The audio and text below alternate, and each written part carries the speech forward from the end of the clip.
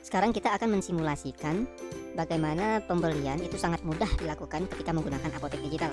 Baik, di sini ada menu analisis pembelian. Jadi ini adalah salah satu starting point untuk kita melakukan pembelian, atau juga bisa melakukan pembelian berdasarkan Defekta.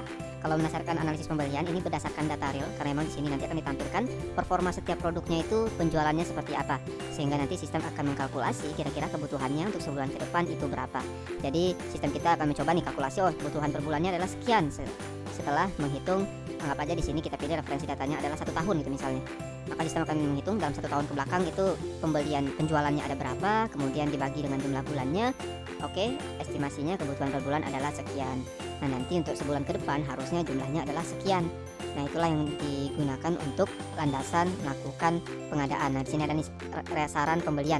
Jadi sistem kita memberikan rekomendasi pembelian kepada owner ataupun bagian purchasing untuk melakukan pembelian suatu produk itu berapa. Kemudian di sini kita juga bisa mengecek nih status. Jadi di apotek digital kita sudah mengelompokkan produk-produk tersebut.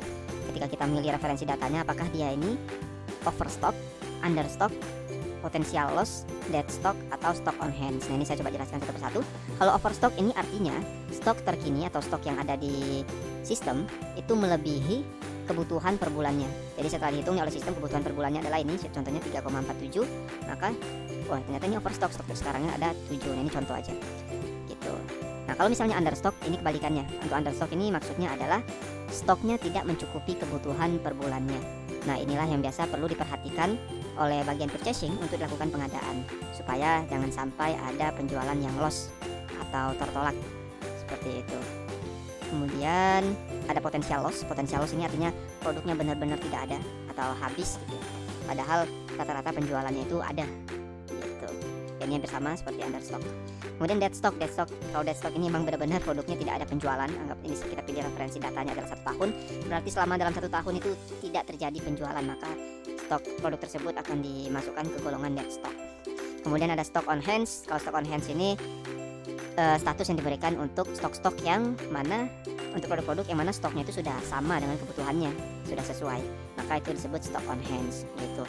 Nah, jadi untuk melakukan pembelian kita bisa menggunakan fitur understock atau potential loss. Nah, kita bisa cek di sini, yang understock mana aja nih. Contoh ini Promucil Cup, kebutuhan per bulannya 25, sedangkan stok sekarang hanya 10. Berarti kita perlu melakukan pengadaan sebanyak 15. Nah, kita juga harus mengecek nih, apakah ada yang sedang dipesan. Oh, ternyata belum ada. Apakah sudah ada yang dalam keranjang? Belum ada juga. Kita masukkan aja, kita lakukan pengadaan. Nah, di sini kita juga bisa melihat nih, contoh ini referensi harga per kapsul. Jadi kita bisa melihat nih histori sebelumnya harga per kapsulnya ini berapa. Oh, ternyata kita sudah melakukan 3 kali pengadaan, yaitu pernah di Sun Prima, pernah Anugerah Parmindo, dan pernah juga di Sun Prima lagi. Dan di sini kita bisa mengevaluasi nih, oh ternyata yang paling murah itu ya di Sun Prima, di SPS ya. Kita pilih aja di sini, suppliernya adalah SPS. Gitu. Jadi kita lebih bijak untuk melakukan pengadaan karena memang berdasarkan data histori kita selama melakukan pembelian selama ini gitu. Nah, ini harga beli per kapsulnya bisa kita masukkan aja, ini untuk catatan aja sebenarnya, kalau mau dikosongkan juga tidak masalah. Jadi ini digunakan supaya nanti ketika kita ingin buat pesanan, kita tuh tahu berapa yang akan kita pesan seperti itu, dan tahu juga berapa yang harus kita bayar kalau misalnya barangnya sudah datang ataupun tagihannya masuk. Oke, kita tambahkan, kita sudah pilih SPS karena di sini paling murah, dan klik tambahkan.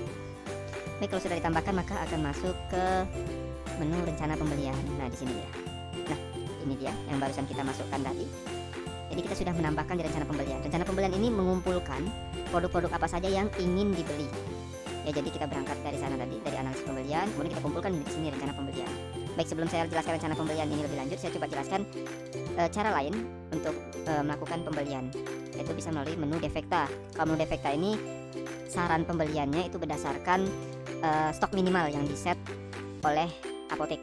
Jadi kan di master produk ada tuh setiap produknya memiliki stok minimal. Nah, kalau misalnya stok sekarang itu di bawah stok minimal, maka nanti di sini kita bisa lakukan pengadaan juga gitu. Jadi prinsipnya sama, nanti dikumpulkan di rencana pembelian. Baik, di rencana pembelian di sini akan dikelompokkan produk-produk berdasarkan suppliernya. Jadi kalau ada produk lainnya yang mengarah ke SPS juga, maka nanti akan muncul di bawah Fluimusil ini gitu. Nah, kalau misalnya sudah mau melakukan pemesanan nih, misal salesnya datang atau mungkin salesnya sudah nanya gitu, misalnya pengen mau pesan apa aja nih, nah itu kita bisa cek halaman ini dan kita tinggal centang kalau misalnya pesanannya sudah kita buat. Kita klik aja buat pesanan pembelian. Nah, di sini kita bisa masukkan lagi, kita koreksi lagi apakah betul harganya masih segini atau mungkin sudah naik.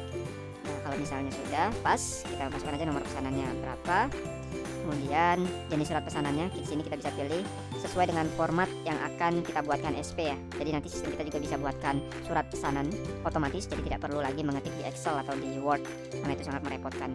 Dan kalau misalnya menggunakan sistem ini juga kita bisa punya dokumentasi yang lebih lengkap seperti itu. Kemudian juga metode pembayaran kita bisa pilih sini ya, ini hanya untuk catatan aja, apakah kredit, supaya nanti ketika penginputan faktur maka ini akan otomatis terisi. Karena biasanya sebelum kita pesan kita juga udah tahu ya kira-kira itu pembayarannya kapan. Kan tapi ya ini tidak wajib ya, nanti bisa pilih aja tunai kalau misalnya tidak mau diisi. Karena nanti ketika nginput faktur pun kita harus mengisi ini lagi, memilih ini.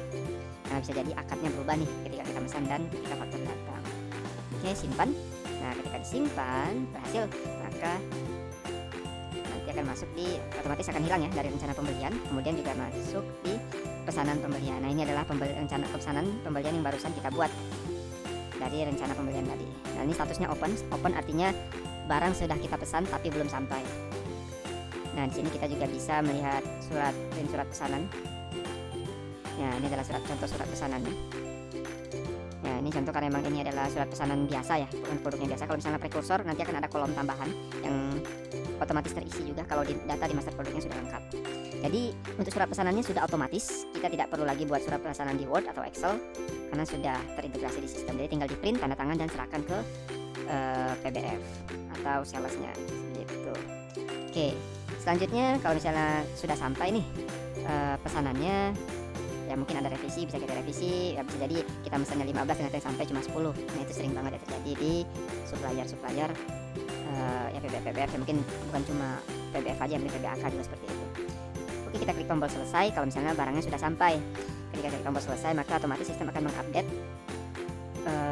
status pesanannya. Kemudian nanti akan diminta untuk menginput menginput faktur pembeliannya. Jadi ini bisa disesuaikan dengan faktur yang diterima oleh apotek. Nanti bisa dicek nomor surat pesanannya berapa, udah diisi otomatis. Nomor fakturnya pasti kita perlu disesuaikan. Nah, ini tanggal fakturnya bisa dicek kalau sudah betul. Kemudian juga harga belum termasuk pajak. Nah, ini harganya sudah termasuk pajak misalnya. Nah, ini harganya pas nih, atau mungkin di faktur ternyata naik nih, harganya ternyata 6.300 misalnya. Nah, kalau misalnya harganya naik, nah kan di sini ada kolom khusus analisis harga. Nah, jadi di analisis harga ini kita bisa tahu, oh ternyata ini harganya naik, tapi marginnya masih oke, masih bertahan di 20%. Nah, ini tinggal keputusan kita apakah ingin mengubah harga jual supaya marginnya tetap seperti sebelumnya. Misal sebelumnya adalah 24 gitu misalnya. Nah, kalau misalnya kita ingin seperti itu, kita bisa langsung edit di sini. Kita klik tombol edit produk. Nah, di sini. Tapi bisa nanti juga sebenarnya. Jadi untuk pengadaan ini kita menyarankan di input aja terlebih dahulu. Nah, karena nanti kita ada satu fitur khusus nih untuk mengecek harga naik atau turun, yaitu nanti di fitur rekomendasi analisis harga. Nanti akan ada rekomendasi kenaikan atau penurunan harga. Baik, kalau misalnya ini sudah pas, kita harus pastikan juga nih ED-nya sudah pas, nomor batch-nya sudah pas, kuantitasnya. Ini juga bisa lewat pakai ini ya, pakai keyboard. Jadi langsung enter aja. Ini satuannya jangan lupa, jangan salah, karena kalau misalnya multi satuan nih, misalnya kapsul, ada box, itu kita harus benar-benar teliti. Nah, nanti harga beli yang diinput di sini adalah harga beli per satuan yang dipilih. Jadi kalau misalnya satuan yang dipilih sini adalah per box, maka satuan harga belinya yang dimasukkan di sini adalah per box juga. Gitu. Oke, kemudian karena ini sudah termasuk PPN sekarang 11%. Nah, gitu. Jadi nanti sistem akan otomatis harga pokoknya sama dengan di sini. Karena nanti kalau misalnya belum termasuk PPN, nah nanti juga harga pokok ini artinya HNA plus PPN ya, yang disimpan di sistem sebagai harga pokoknya ketika penjualan, maka harga tersebutlah atau harga, bukan harga jual ya, tapi harga modalnya dari stok ini gitu. Oke, ini kita buat sudah termasuk pajak aja. Dan kita bisa masukkan juga nih biaya lainnya kalau ada, atau mungkin di sini ada diskon juga bisa. Nah, untuk diskon bertingkat tidak bisa ya, dia hanya bisa diskon satu aja. Jadi kalau misalnya bertingkat nanti bisa dihitung aja, misalnya 1% plus 2% gitu. Itu kan bukan 3%, tapi sekitar ya 2, sekian persen lah, seperti itu.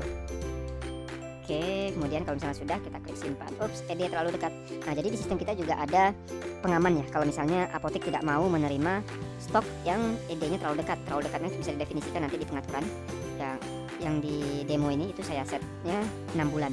Jadi kalau misalnya kurang dari 6 bulan, maka akan ada warning tersebut dan tidak bisa disimpan fakturnya. Oke, kalau misalnya sudah diubah, kita klik simpan.